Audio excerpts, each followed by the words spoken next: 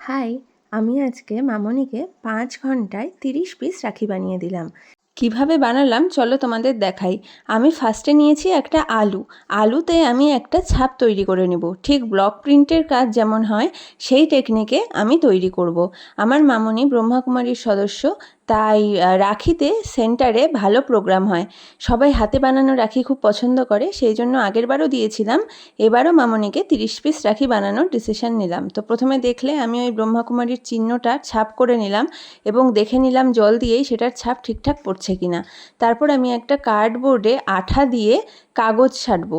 প্রথমে আমি গোল করে আর গোলের মধ্যে ছাপটা রেখে ঠিকঠাক মাপটা করে নিলাম যে ওই সাইজের গোল করলে ছাপটা ঠিকঠাক থাকবে কিনা।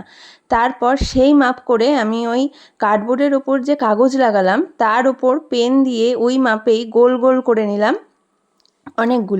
অনেকগুলো গোল করে নেওয়ার পর এবার একটা স্পঞ্জে রং ঢেলে ওই আলুটা দিয়ে আমি ছাপগুলো তুলে নিচ্ছি। যে ছাপগুলো একটু এদিক ওদিক হবে সেগুলো আমি তুলে দিয়ে ঠিক করে নেব পরে।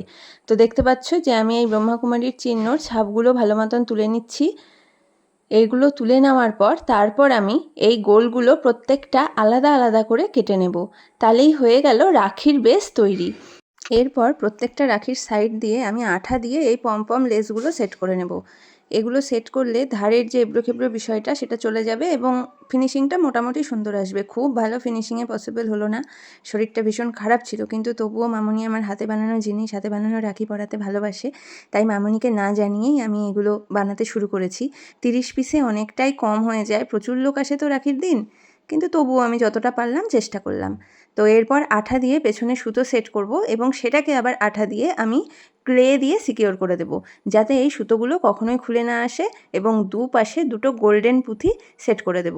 এই ক্লেগুলো শুকোলে হয়ে যাবে রাখি কমপ্লিট। এবং ক্লে শুকানোর পর পেছনে আমি প্রত্যেকটার পেছনে লাল রং করে দেব, তাহলে দেখতে সুন্দর লাগবে, পেছনের ফিনিশিংটাও ভালো আসবে। এই যে হয়ে গেল 30 পিস রাখি কমপ্লিট। খুব শর্টকাটে 5 ঘন্টার মধ্যে আমি এই 30 পিস রাখি মামনিকে বানিয়ে দিলাম। তো তোমরাও চাইলে এইসব টেকনিক অ্যাপ্লাই করতেই পারো। এইভাবে নিজের কাছের মানুষদের নিজের হাতে বানানো রাখি বানিয়ে পরাতেই পারো।